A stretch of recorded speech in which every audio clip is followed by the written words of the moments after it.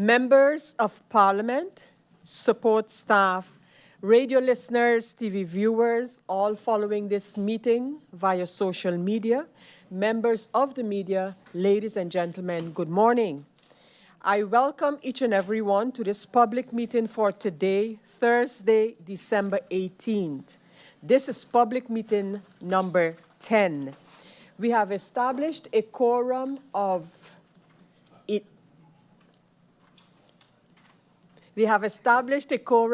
10 members, and I invite you to stand for a moment of silence.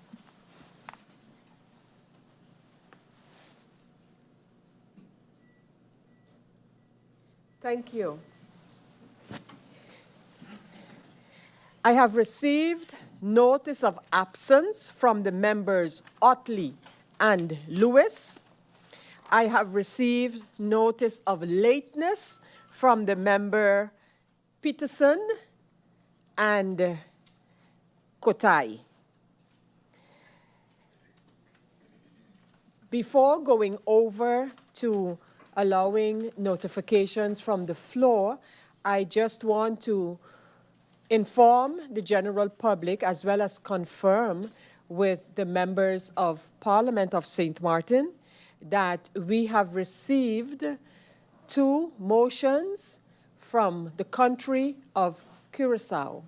These motions were taken unanimously on the 16th of this month, and it regards the matter of safety and security in the area of Curaçao and beyond, of course, which, as we all know, is in there's some serious matters taking place there, and thus in the motions by the Parliament of Curaçao, there are 2 motions, one in which the Kingdom government and the Kingdom ministers in particular are being asked to please respond to what is happening in the area of Curaçao, Aruba, and the continent out of South America.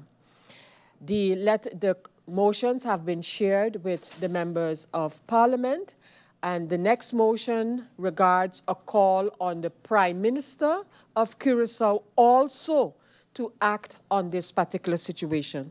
We were asked, our secretariat was asked to share these motions urgently with the members of Parliament. However, the official submission or notification to the Parliament of St. Martin has not yet taken place. All of the instances, the relevant instances, are copied in this motion, which we have seen from the copies that we have received. And upon receipt of the official notification to the Parliament of St. Martin, of course, the Parliament of St. Martin will respond by starting to acknowledge that we have received, and by this, I wish to let the Parliament, the entire Parliament of Curaçao know that we have received their motions and we understand their concern regarding what is taking place, which seems to be escalating on a daily basis. So I just wanted to inform the members who might not yet have taken note of those motions that they are in your email.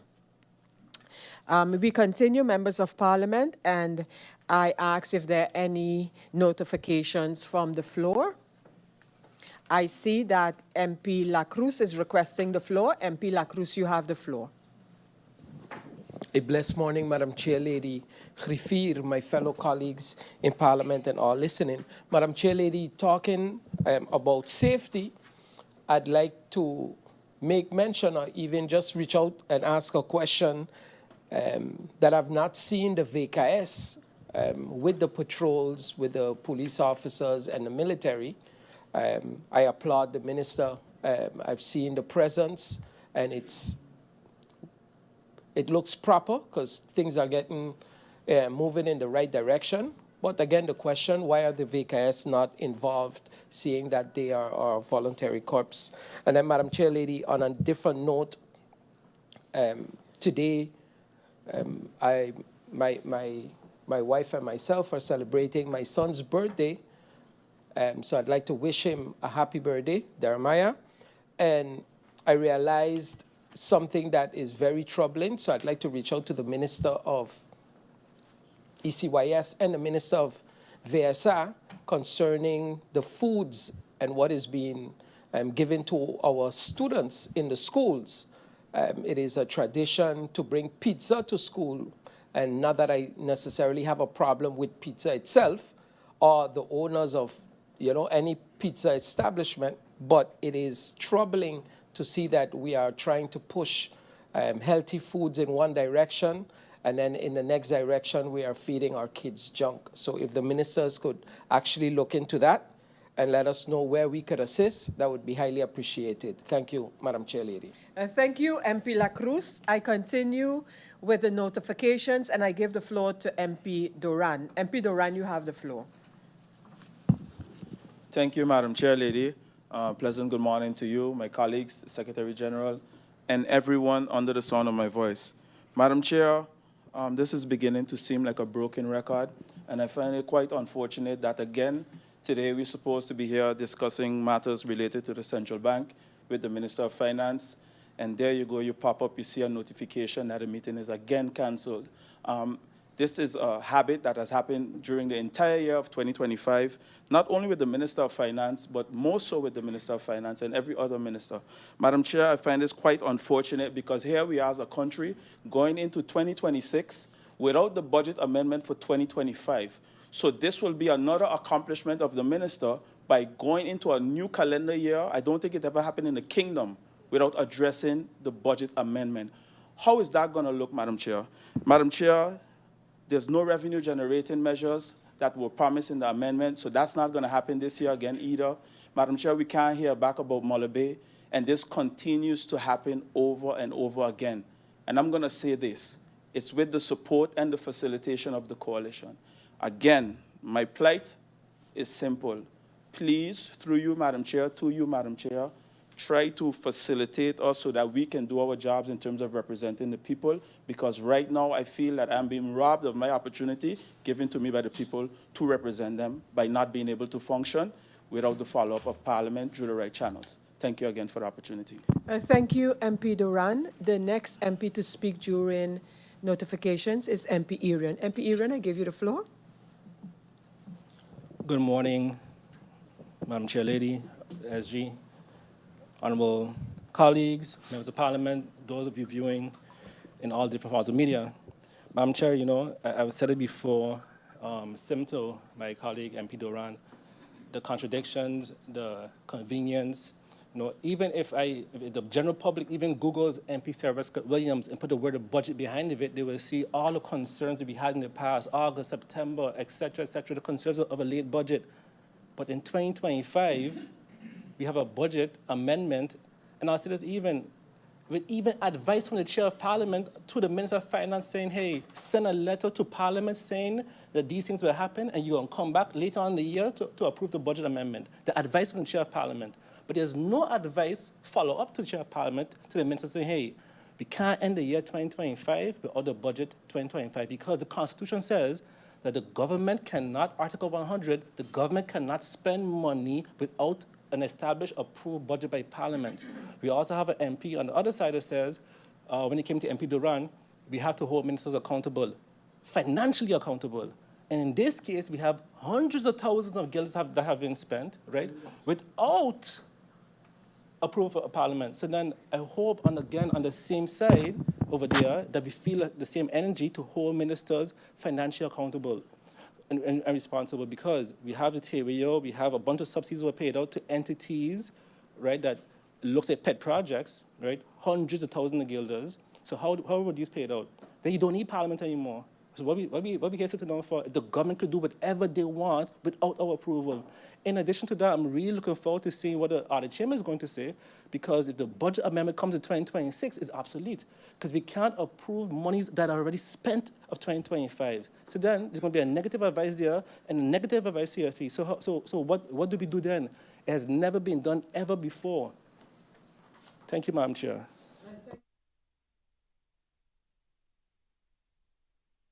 Sorry, thank you. Thank you, MP Irian. I now give the floor to MP Roseberg for notifications.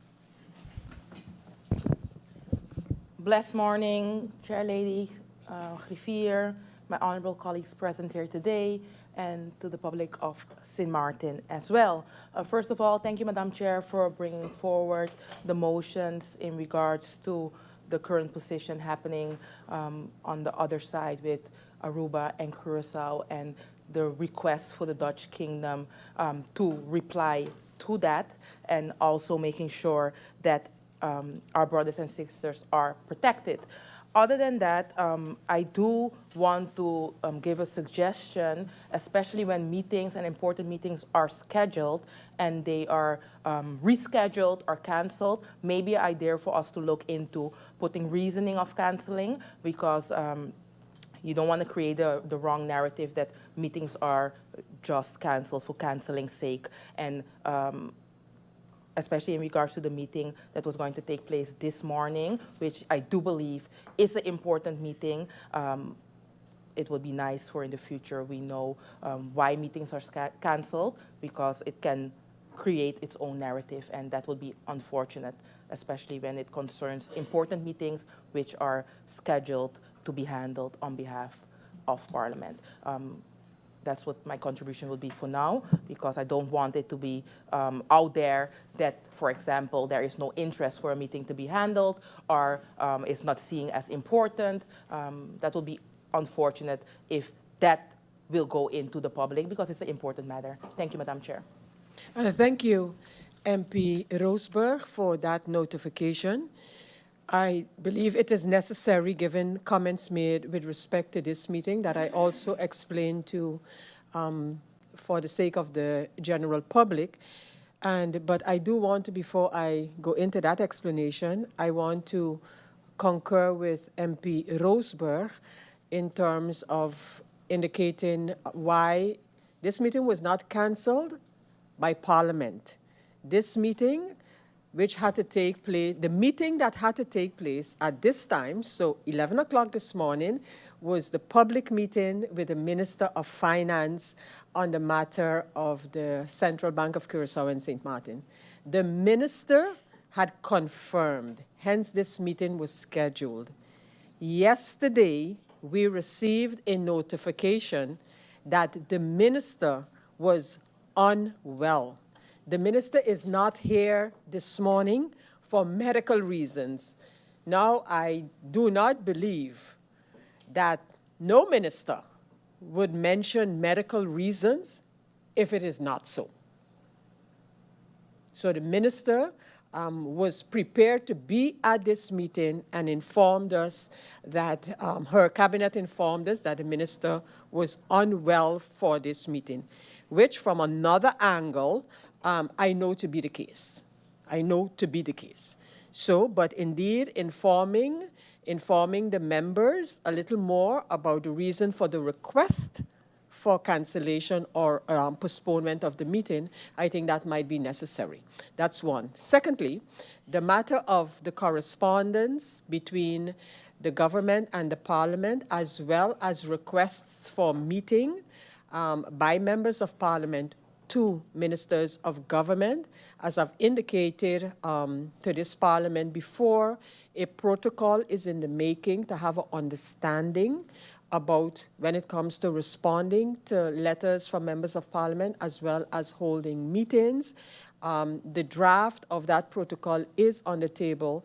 A little more tweaking needs to be done, but in that protocol, Parliament aim to address not only correspondence, not only meetings, but also matters such as availability for the question hour in particular, also in terms of the information responsibility that the government has towards the Parliament, so providing updated information, and also to give meetings of Parliament a priority in the schedule of the ministers, except for matters such as illness, for example. Another matter in this draft protocol is for us receiving a legislative calendar from the government to know in advance which laws the government is working on and preparing to send to Parliament. Of course, when this protocol is finalized, it will be shared with Parliament, but just to give you an idea what we are seeking or what we are aiming to achieve with this protocol between the ministers, or the government rather, and the Parliament of St. Martin. We also indicate, or have in that draft protocol, that from the side of Parliament too, we will be more forthcoming in terms of inviting the ministers, giving them sufficient time that they can look at their schedule. All in all, in the interest of, one, better communication and better operation here in Parliament. So thank you, members, for your notifications.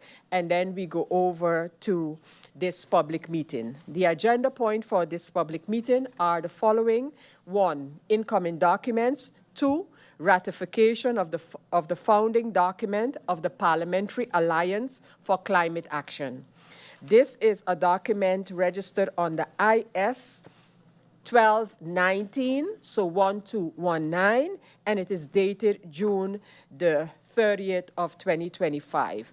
Going over to the first agenda point, which is the incoming documents. Members, you have received the list of incoming documents and proposals for the further handling of these documents as it relates to the numbers of incoming documents from 104 to 406 of this parliamentary year. So I just want to say here that the IS 365 was sent to the Committee of Romy, and I would want to propose that this be sent actually to the Central Committee for further handling. And then we have IS 383 under the number 280, which you will be seeing, was sent to the CDC and CC, and I would want to propose that before it appears in CC, in Central Committee, that it be sent to the CDC Committee first for further handling. So those are 2 additional proposals. If there's no objection, then that is the way we will proceed with these 2 documents. Are there any other further comments on the list of incoming documents? That does not appear to be the case, which I would note from the speakers list had anyone given that indication. So the list and the proposals for handling are hereby approved. Going over to agenda point number 2, members of Parliament, we have the ratification of the founding document of the Parliamentary Alliance for Climate Action.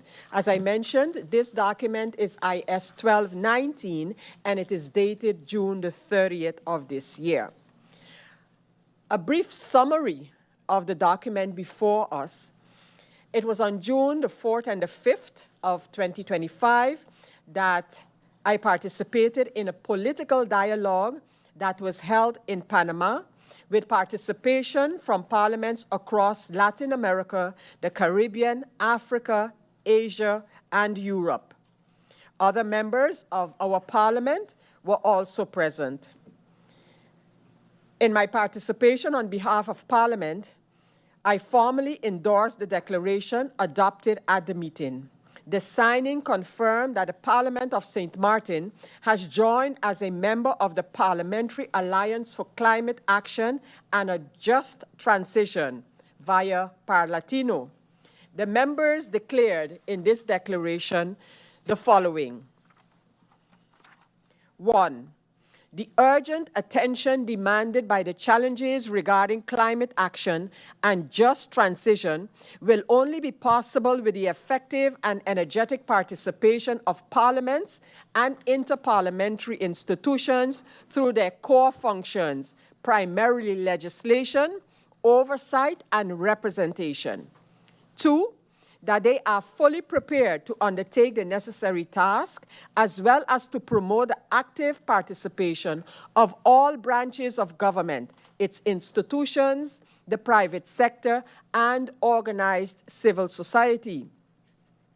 3, that parliaments must also act as a guarantor of national and international climate commitments, defenders of human rights and civic space, and key actors in promoting a just transition that leaves no one behind, especially indigenous peoples, Afro-descendant communities, rural communities, and women. And that they therefore have established the Parliamentary Alliance for Climate Action and a Just Transition, which aims to contribute to addressing and mitigating the adverse effects of climate change and achieving a just transition in the Global South, strengthening parliamentary contributions to the creation and maintenance of a clean, healthy, and sustainable environment where humanity lives in harmony with nature. This alliance will be a permanent forum for dialogue, coordination, and parliamentary cooperation at a global level, focused on strengthening legislative action in response to the climate emergency, promoting a just energy transition, and defending the principles of democracy, human rights, and sustainable development. We commit to promoting legislation on energy transition, decent green work, accessible and equitable climate finance, the rights of vulnerable communities, and green technologies, ensuring a low-carbon transition centered on social justice and in accordance with the Paris Agreement and its first global stocktaking. That they will promote, so we will promote the active and effective participation of parliamentarians in international climate change forums, particularly within the UNFCCC and the COPs, and commit to the COPs, and commit to promoting the elevation of the current informal parliamentary group to the status of a formal constituency within the UNFCCC process, thus recognizing the key institutional role that parliaments play in global climate governance. Members of Parliament, are there any comments from the members of Parliament on this declaration, on the Parliamentary Alliance for Climate Action, which the Parliament of St. Martin is participant in and would need now the ratification of Parliament for us to continue and act on the basis of this declaration? We don't have anyone indicating their desire to speak at this time.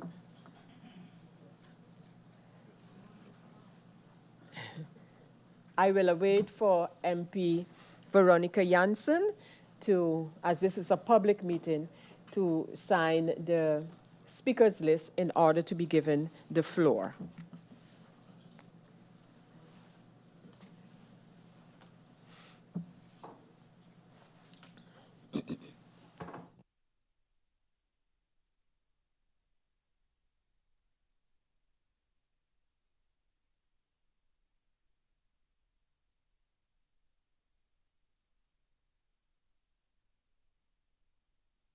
MP Veronica Janssen, you have the floor.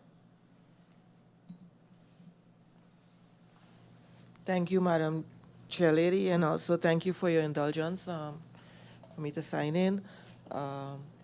Good morning to the public, to my colleagues in Parliament, and the people listening and viewing. Madam Chair, I wholeheartedly would agree to this declaration because I know of the importance of it. It is something that I have championed outside of Parliament, and also inside I champion us as a nation also going into green energy and alternative energy, and us being very conscious. But I just wanted to point out that currently in St. Martin, we have, let's say, our electricity company, and from government's end, we have zero green energy initiatives currently. And I think that we as a parliament can do more to encourage government in all the ways that we can to go towards green energy to assist with this, because we are going to sign this here. And the Paris Agreement, for instance, has been around for quite some time now, because it's COP30. So it's going to, the results have to be in by 2030. And St. Martin is just not moving as yet on this. And that's what I wanted to mention, Madam Chair Lady. Thank you, MP Veronica Janssen. I await another MP to sign the speakers list so that we can continue with the participation of the members of parliament. And I am awaiting MP La Cruz, and then I will give him the floor. MP La Cruz, you have the floor. A blessed morning once again, Madam Chair Lady and Griffier. I would say, like how they call it in the boxing ring, let's get ready to rumble. Because this is crazy. On one side, we are proving getting rid of, and bettering the environment.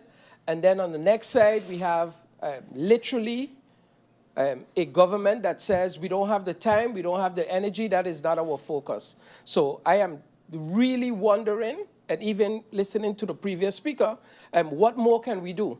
We have a motion signed by a majority of parliament. Nowhere in the motion states you have to do.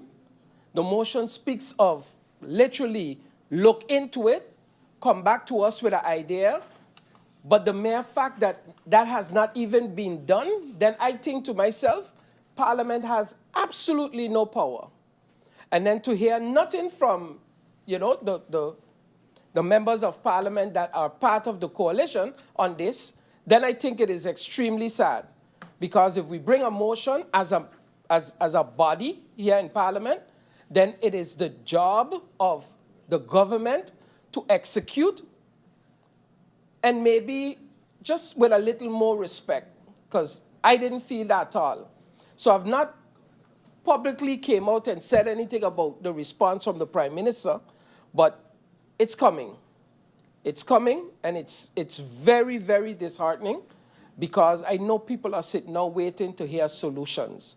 And what I am hearing, and I said it previously, I said, I don't see it happening. I don't see no betterment when it comes to GB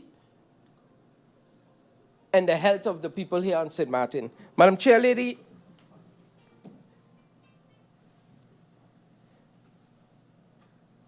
I think the way you read, what we are here discussing today, I think it passed over a lot of people's head. And I think it's best that we really sit down and explain exactly what it is was signed in Parlatino and what is expected of Parliament and this government in order to say, hey, yes, we are moving forward with, what we agreeing or trying to agree upon. Because to me, it's like, it is frustrating. And I know, Madam Chair Lady, you expected this, because this is unacceptable on my behalf. At all. Thank you, Madam Chair Lady. Thank you, MP La Cruz. The next MP to speak is MP Aaron. MP Aaron, you have the floor. Thank you, Madam Chair. Good morning, all, again. In terms of the declaration, and those of us that signed it off in Parlatino, I could definitely understand or get behind the intentions and the motives. I also believe that as a parliament, yes, we can do more as a parliament with small initiatives, maybe promotion, visiting schools, etc. But the point earlier made by MP Pryor regarding encouraging the government more, I kind of agree with MP La Cruz. I don't know how much more we can encourage the government. At one end, we have members of parliament saying motions are not necessary, we just talk to the government. So how do we expect, or what is the intention of the MP then? How do we encourage the government more? Do we just speak on the floor of Parliament for speaking sake? Do we bring motions? How do we encourage more? I think there's a lot we can do with the small budget that we have. I know a lot of ministers complain about lack of funding, but what we have is a lack of, no, not trust, but that too, but a lack of pushing simple policies that we have now. If you look at the boardwalk, right, the boardwalk is filthy, right? The clean up the boardwalk. We have a bunch of vehicles. I had a senior came to me yesterday in St. Peter's. He said, MP, there's 40 cars up in Marigot Hill. Can the cars be removed? We have Illich Road, a bunch of cars in Illich Road. We had motions in Parliament and discussions with the Minister of Justice also about the cars in Coal Bay on Orange Grove, parked up on the side here, the cars of traffic. So we have a lot of things that we can do already, right, that we don't do. So we are here signing declarations in Parlatino, but we need to send a declaration here as a Parliament and government as, are we going to execute the small little tasks that we have here in St. Martin that we can do with our budget? Going after the illegal under mechanic body shops, the cars on the road, that doesn't require budget, that requires executing the policies that are there already. So I hope to get an answer in terms of, as a Parliament, how do we expect to encourage government more? Because we can't say motions are not necessary, right? We call meetings, we have discussions, and nothing happens. So what are we going to do outside of this, with this public meeting today? What is the initiative going to come out of this meeting today? Thank you. Thank you, MP Irian. I don't see any other member wishing to speak on the topic at this time, but I do believe that there are some issues that have been raised that as chairperson of this Parliament, I would like to respond to. And I think my response have primarily to do with what now. And in answering what now, I will address several concerns and queries raised by members of Parliament. More and more, this is a general comment, more and more the Parliament of St. Martin, because we have been actively seeking parliamentary alliances, so working with other parliaments as well as parliamentary organizations. And more, and you see it globally as well, parliaments are given specific responsibilities. For example, the parliamentary role in the Sustainable Development Goals is something that is being pushed. Parliament looking at the matter of global peace and having a voice there as well. So more and more, as our Parliament becomes and continues to be a member in these different parliamentary organizations, we are called to support declarations, to support statements on a parliamentary level. This declaration is one such a call. But as we go to be it Parlamericas, Parlatino, and other parliamentary meetings, more and more we will have to establish ourselves more firmly as a parliament. This is something that many of you have heard me over and over advocate, that I do believe there is a more independent role, and this ties into MP Irian's comments, for the Parliament itself. So we have this declaration, and we will be getting more. There are more in the make, encouraging our participation in different matters. We will now take, for example, this document, dissect it, and decide where the next handling in Parliament would be. So take out one or more items and say these will now be sent to this committee or that committee, or maybe directly we can ask government something that regards this declaration. And then as to the point about motions on one hand and encouraging government to do whatever, while there is no way that, in my opinion, the Parliament can go, for example, or undertake a project to go remove carex or anything of that nature in terms of information to the public regarding important matters such as climate change. Because let us not underestimate the challenges that we face as St. Martin right now today, with or without a declaration, as far as climate change is concerned. We need to, as they would say in Dutch, zie dit onder de ogen.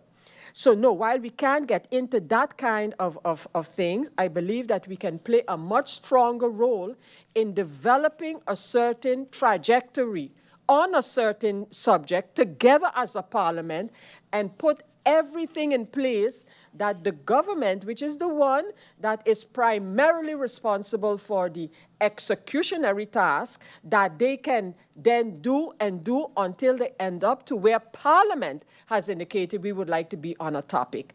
And that means a collaboration within Parliament to start with, across the board, as well as identifying those issues that we really as a parliament want to start with at point A and with the government end up. And that means that it needs to be a collaborative effort. There's no other way that we would be able to achieve. So I just wanted to give that synopsis in terms of this particular declaration, knowing that we will be getting more and that there are issues. There's not everything in this declaration that would need our attention right now. So that's why we will have to dissect the declaration and see the most important part for us here on St. Martin, and then as a parliament decide the path to take to achieve what the parliament sets out to achieve. So I ask now if any member wishes to make use of those who have spoken, of course, request the floor in the second round. I ask MP Janssen, you have the need for that? Thank you, Madam Chair, for the explanation. I think it was very well received. I think that the reason for my statement earlier was just the mere fact that when we travel to these conferences, that sometimes we are asked how far is St. Martin and what St. Martin has done. Sure. So that is the reason that I brought that forward. Thank you, Madam Chair. Thank you, MP Janssen. MP La Cruz? No need, geen behoefte. MP Irian? MP Irian? Geen behoefte. Thank you, members of Parliament. We have come to the end of the deliberations on this advice, and according to Article 57 of the Rules of Order, we would now go over to voting. Does any member request voting by roll call? That need is not there. So members of Parliament, this document, this founding document of the Parliamentary Alliance for Climate Action is accepted unanimously by the Parliament of St. Martin, thus underscoring our commitment to this particular topic of climate action and just transition. This document is hereby approved.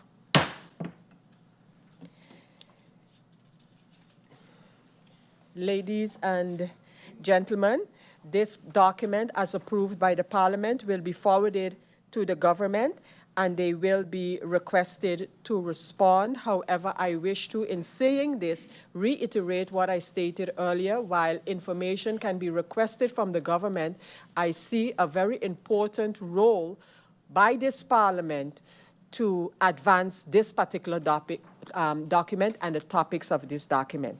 But as I mentioned, we will share it with the government as well.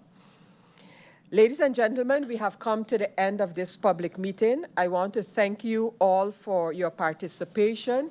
I want the public of St. Martin to know that as a parliament in general, we will continue to enlighten you as to the issues in the document that was just approved by the parliament, as well as give further elucidation as to the steps that parliament can and will be taken.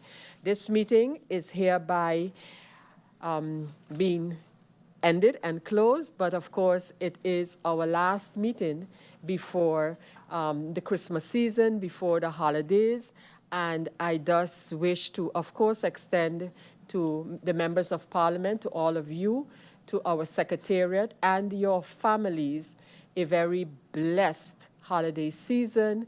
Enjoy this season like we do every year on St. Martin, regardless of the circumstances. Christmas and looking forward to a new year are very, very special events for us. To the people of St. Martin in general, on behalf of the Parliament of St. Martin, the members, the Secretariat, and the staff, I wish you a blessed Christmas and a festive holiday season. God bless St. Martin, and I hereby close this meeting.